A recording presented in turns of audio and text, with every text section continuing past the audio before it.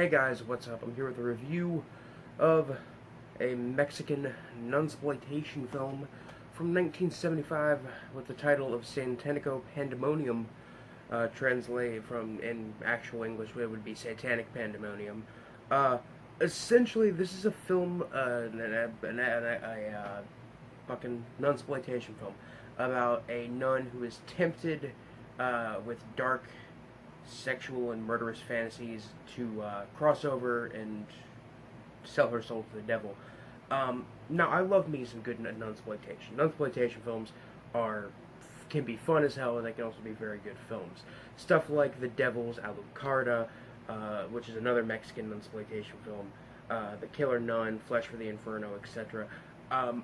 I really enjoy the surreal nature of a lot of nunsploitation films, actually, especially when they tend to take themselves seriously and they try to go for a kind of and they try to go for a satanic approach to it, like there's something satanic going on, instead of it just being about a nun who maybe has some kind of like forbidden sexual desire or something like that, i.e. Ken Russell's The Devils or The Killer Nun. Now, right off the bat, I gotta say the acting in this film is actually kind of decent. Everybody turns in at least a decent performance. There's some really solid acting in here. The writing is okay. There are some bits of dialogue that felt a little bit sloppy. And I gotta say right now, everything from a technical standpoint, whether it be the lighting was actually kind of stylized at times, very Suspiria-esque, and I really dig that kind of colorful lighting. Not all the time, but during some of the scenes, especially at night. The camera work is good. There are some really great things about the film. The sets and the locations are very nice, and it really helps give this film a real feeling of isolation and self-abasement, which I feel like are two very big themes of the film. The sets even kind of give off this almost stage play look to them, which is very nice, and it kind of reminded me of how some of the sets looked in The Abominable Dr. Phibes, for instance, at the party when everybody's wearing the animal masks, and there's that set of stairs that just goes up, and you don't really see it go up to a second floor or anything. It kind of feels like that, not necessarily the weird Art Deco style that Phibes' kind of mansion looks like. And also, some of the stage play looking sets also kind of reminded me of the Cabinet of Dr. Caligari, as well as a couple other like German expressionist films.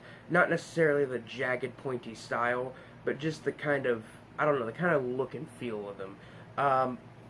I also really like the look of the devil in this film.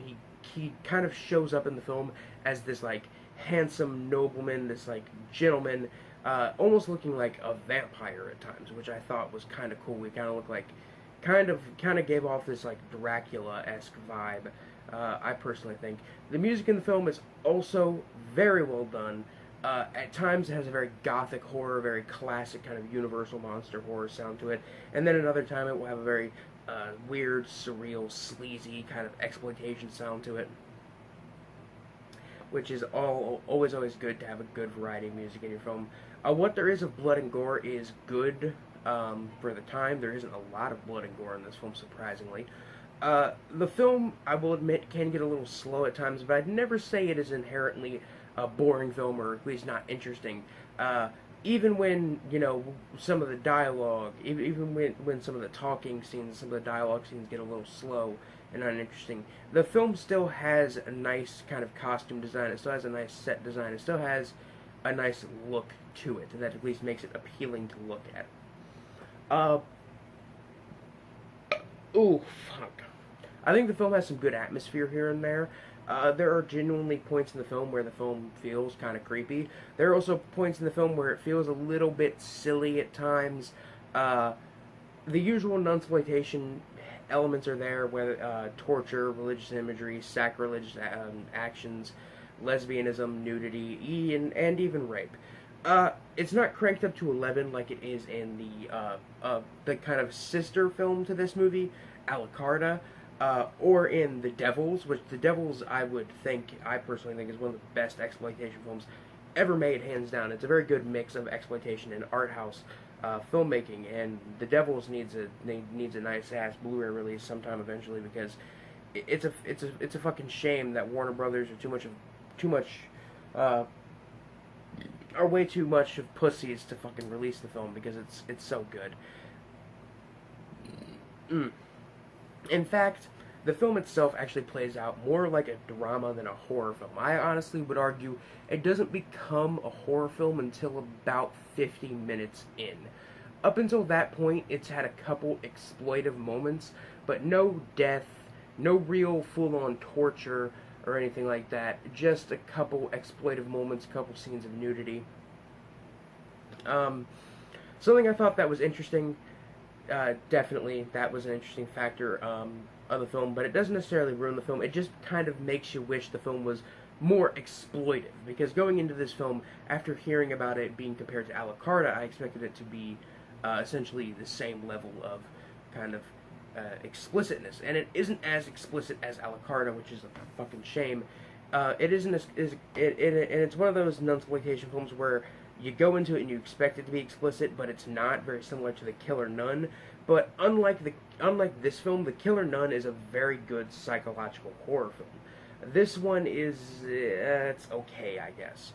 I will say this, that the film was ahead of its time. When I say that, I mean there's a scene where a woman rapes a man, which is something that people didn't take seriously in 1975, and people still did not take seriously today. So I will say the film was ahead of its time in that standpoint. On the gore meter from 1 to 10, 1 being something like Nosferatu, and 10 being something like Brain Dead, Satánico Pandemonium, La Sexorcista is the full title, sits at a 3. There is a bit of blood, but it really is not as exploitive or as bloody or violent as I wanted it to be, or as I expected it to be. And that's kind of why I'm disappointed in the film. That, in that it can get a little boring at times. As far as nunsploitation films go, though, you can do far, far worse. I mean, I can't say I've necessarily seen a worse nunsploitation film, but I'm sure that there are worse nunsploitation films out there. But you can definitely do better when it comes to nunsploitation. Two of the shining examples being The Devils, which I'll say again is one of the best exploitation films ever made, honestly. Not only is it good as an exploitation film, but it's good as a serious drama and even horror and art film, I would argue. And a la carte is a great example of Mexican nunsploitation that has been done absolutely amazing.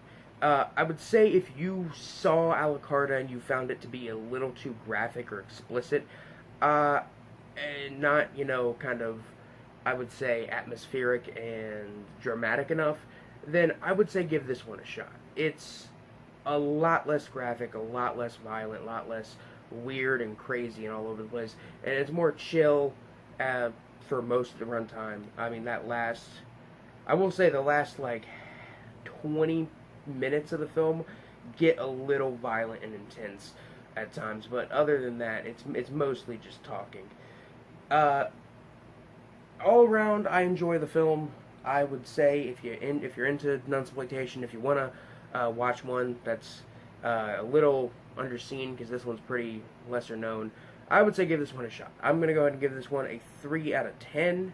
Not a 3 out of 10, a 3 out of 5, which is a 6 out of 10. Anyway, guys, this is Biscuit Boo Horror Reviews, signing off. Peace.